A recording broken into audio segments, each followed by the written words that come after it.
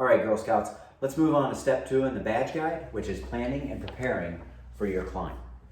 The planning process starts off with a conversation between yourself and me.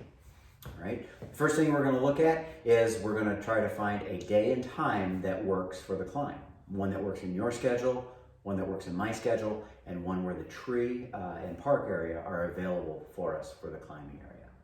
Once we get a date set, we have it locked in on the calendar. Now, things do happen.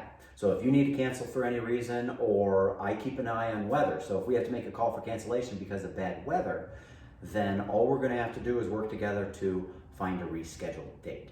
So it's not an issue if something comes up, because things do happen. We're going to work together to get another day scheduled for our climb.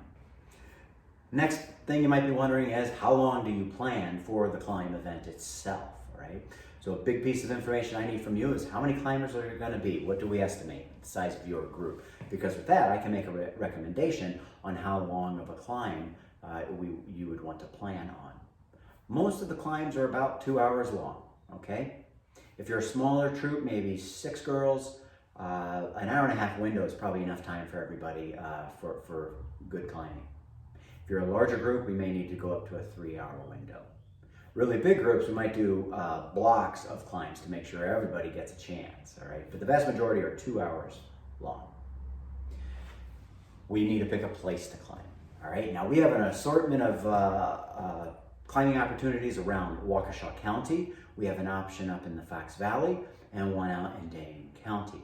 So picking a place might be as simple as finding the location closest to you. Now, every tree is a different experience, and every park that they stand in has different amenities and things that you can do in the park. So if you want to look at the park itself on a bigger scope, I can provide you the information so you can do some research. Say you want to do some hiking before you do the tree climbing event, or some of the parks have lakes in them and that sort of thing. So I can work with you on that to give you an idea of the parks themselves so you can do some research, the bigger thing. When it comes to the difficulty of a climb, you don't have to worry about that, because every one of the trees that I have for climbing are going to be appropriate for your troop, all right? Now, each of those trees, we're going to put a number of ropes in the trees. When we place our ropes, what that's doing is each rope is going to have a different experience or different challenges for you, for the climber, all right? So there's a variety of challenges and experiences even within one tree, depending on where the ropes are placed. So you're going to have a number of options to choose from on difficulties when you're there for the climb. Okay.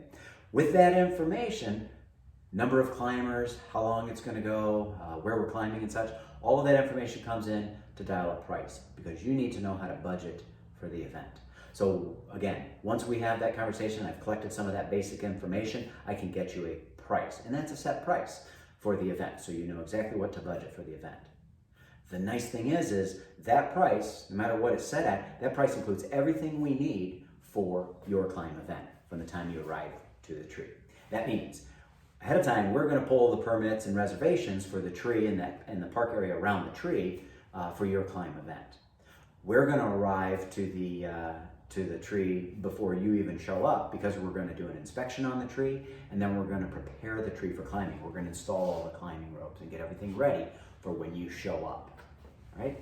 Once you show up, we have all the equipment that's needed for climbing. So we have a large number of gear and different sizes, so we can get every climber set up with their own gear. All right?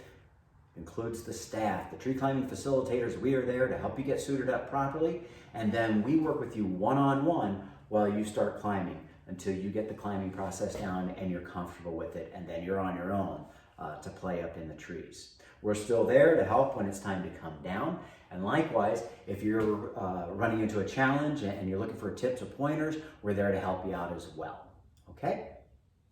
In the next video, we're going to continue with step 2 and talk about some of the things you can do to prepare for your big day in the trees.